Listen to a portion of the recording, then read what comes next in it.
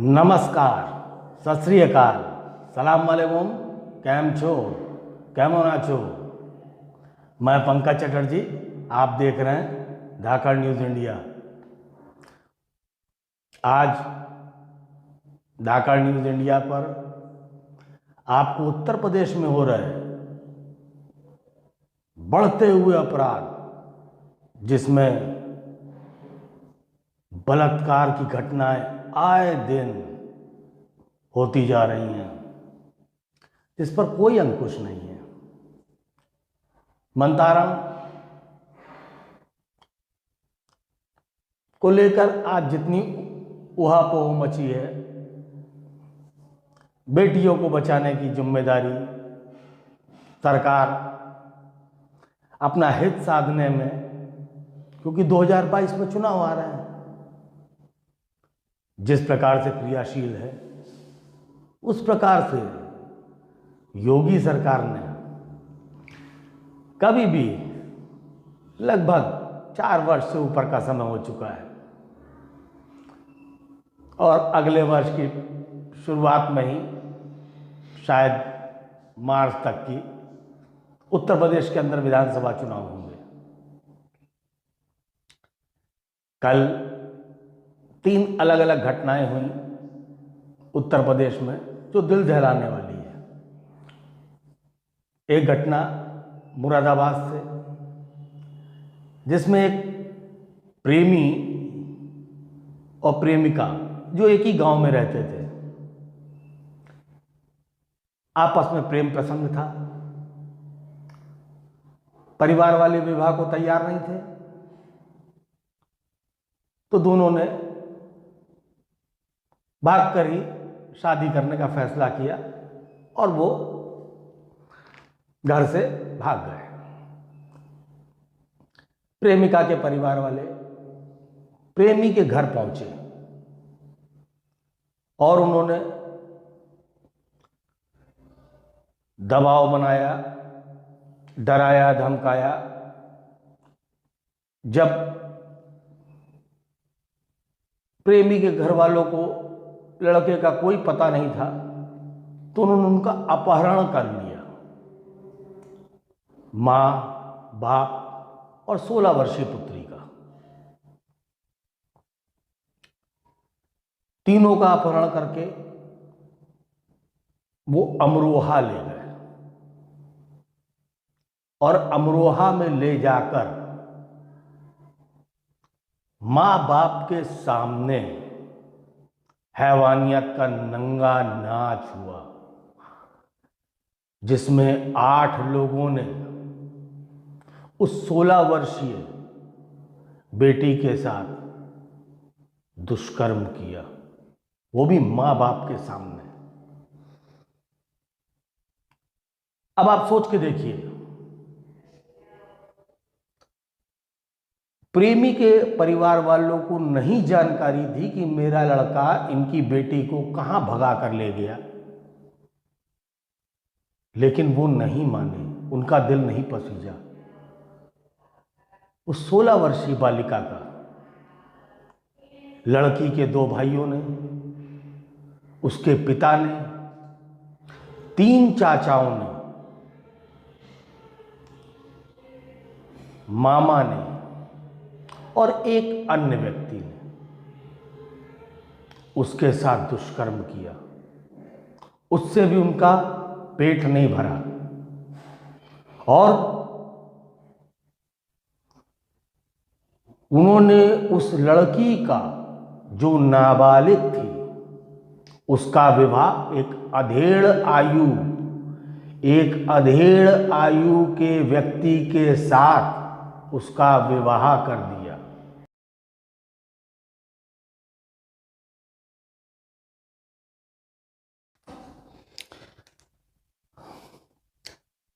मैं इस दुस्साहसिक घटना के बारे में आप सबकी राय जानना चाहता हूं।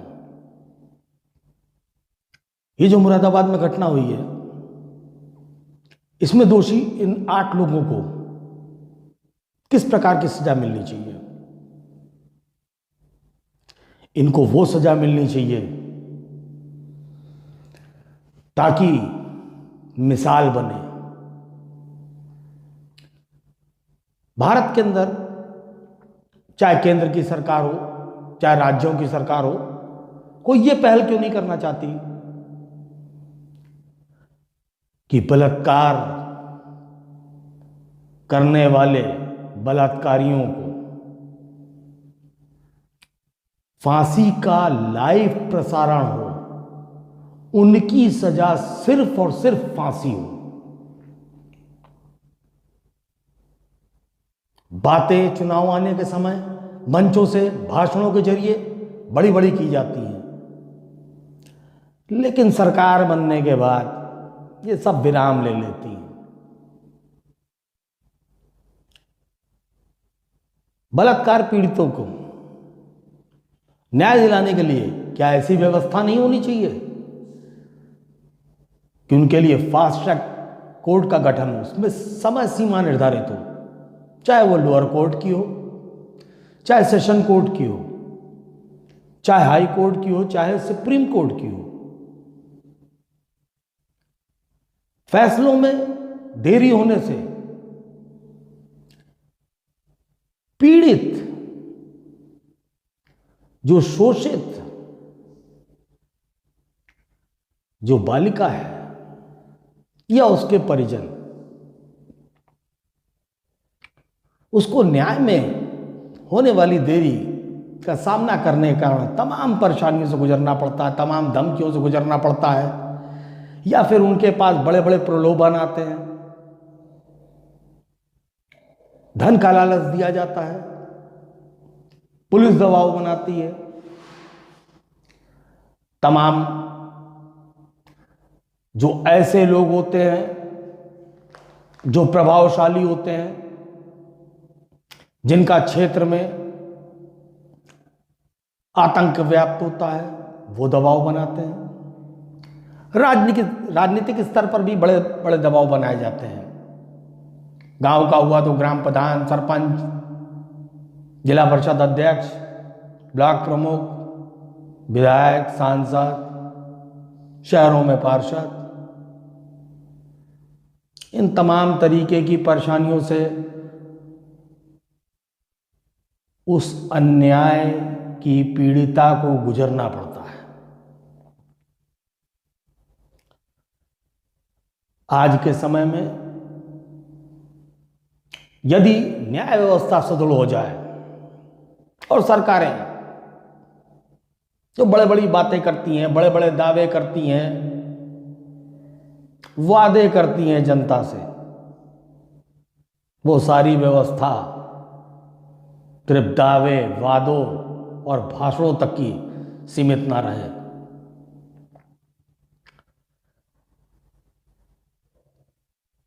आज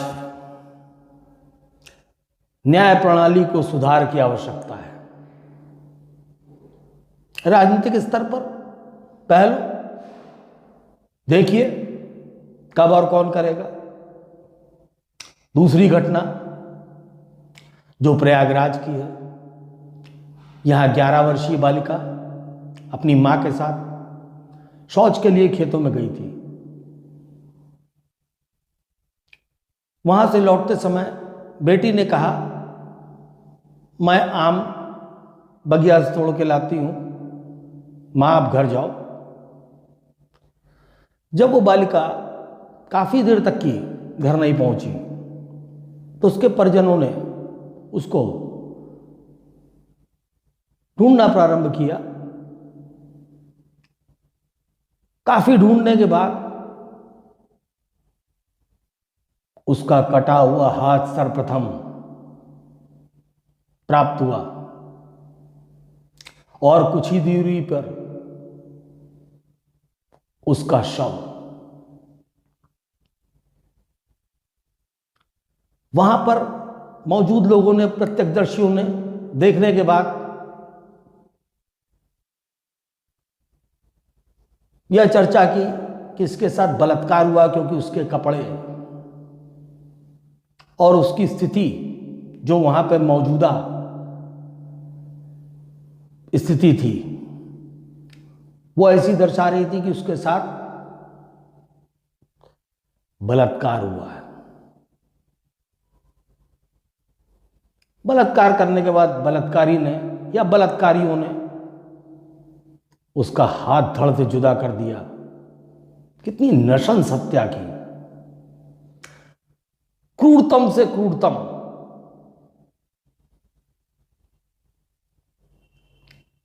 ये जो बलात्कारी भेड़िए हैं, इनको सजा देने के लिए आप अपनी राय कमेंट बॉक्स में जरूर लिखिएगा। शौच के लिए बड़ी बड़ी बातें होती हैं कि प्रधानमंत्री शौचालय योजना के अंतर्गत पूरे भारत भर के अंदर अधिकतम शौचालय बना दिए गए। उत्तर प्रदेश के अंदर तो योगी जी तमाम घोषणाएं करते हैं कि प्रधानमंत्री शौचालय योजना के तहत कोई घर बाकी नहीं रहा जहां शौचालय नहीं बनाया गया। फिर भी देखिए, ग्रामीण तबके के लोग शौच के लिए आज भी खेतों में जा रहे हैं। कारण क्या है? कारण है 12,000 रुपए, 12,000 रुपए में शौचालय बनाना। 12,000 में भी उनके हाथ में आते आते सब जानते क्या व्यवस्था है। ग्राम प्रधान और उससे पीछे के लोग अपना कमीशन पहले ले लेते हैं, फिर चेक जारी करते हैं। 12,000 रुपए में उसका श्रिंक भी नहीं बन सकता। दावा करता हूं, ईंट, मोरंग, गिट्टी, सीमेंट, बालू, इनके जो रेट हैं आसमान छूते हुए हैं। 12,000 रुपए में तो सोकपिट नहीं बन सकता। सेफ्टी टैंक तो बहुत दूर की बात है। फिर उसके बाद शौचालय भी बनाना, उसमें दरवाजा भी लगाना, उसमें सीट भी लगाना। यदि 12,000 रुपये बन सकता, सरकार क्यों नहीं बनाती है?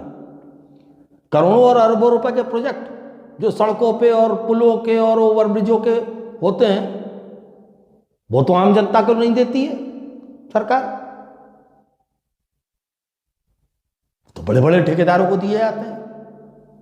क्यों? क्योंकि उसमें मोटा कमीशन प्राप्त होता है। यह जनता को सीधे दिया जा रहा है। जो असंभव है कि 12,000 रुपए में एक शौचालय जहां पर कोई सीवर लाइन ना हो, वहां पे 12,000 रुपए में शौचालय बन जाना।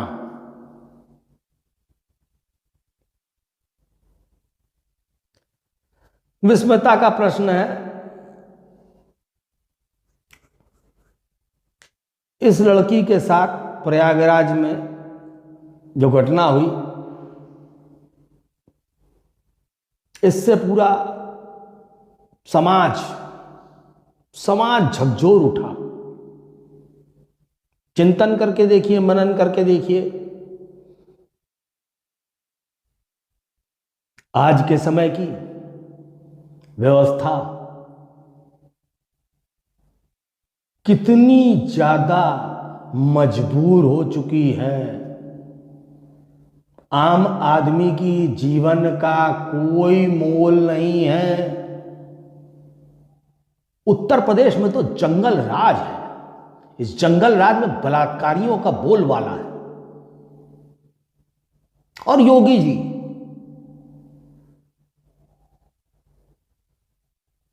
बड़ी बड़ी बातें,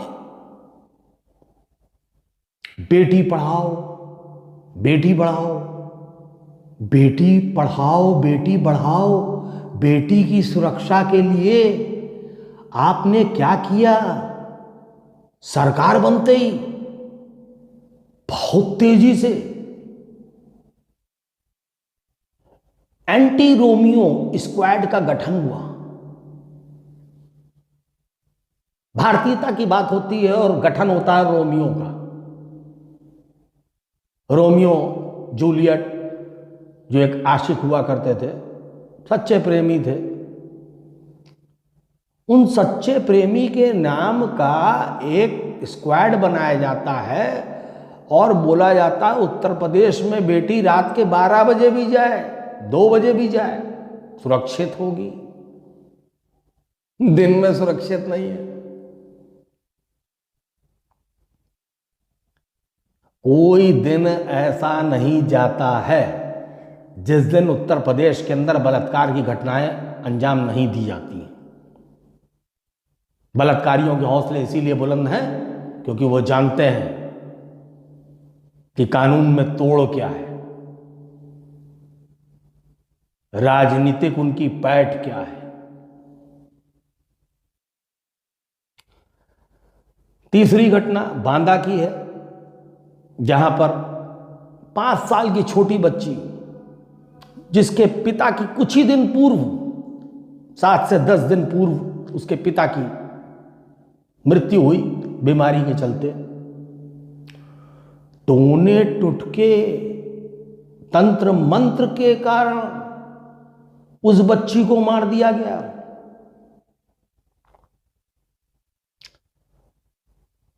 वो बच्ची अपने घर से कुछ ही दूरी पे खेल रही थी। जब वो परिजनों ने ढूंढना चालू किया, नहीं मिली,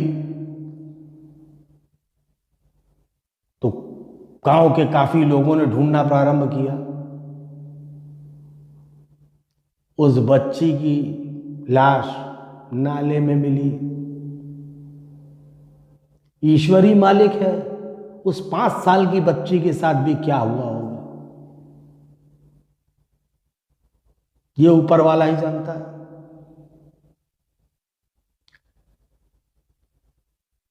परिजन वैसे ही दुखी थे, परिवार में एक मृत्यु हुई थी।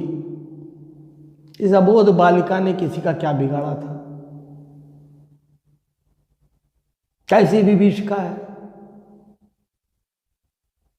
समझ से परे है।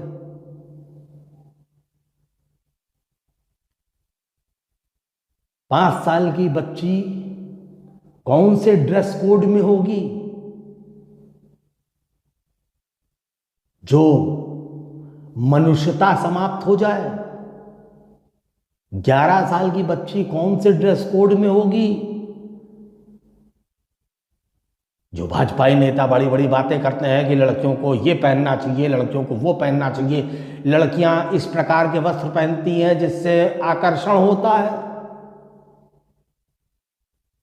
तमाम ऐसे वीडियो आपके सामने प्रस्तुत कर दूंगा जिसमें बड़बोले नेताओं के इस प्रकार के बयान हैं।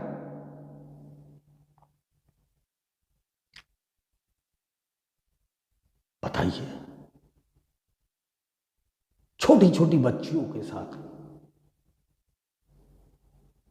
उत्तर प्रदेश के अंदर तो सर्वाधिक कानून व्यवस्था चरमरा चुकी है।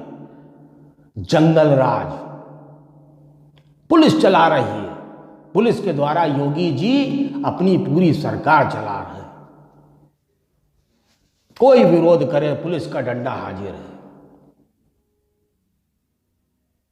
विरोध करने का मतलब उसकी आवाज को पुलिस के डंडे से घोड़ देना।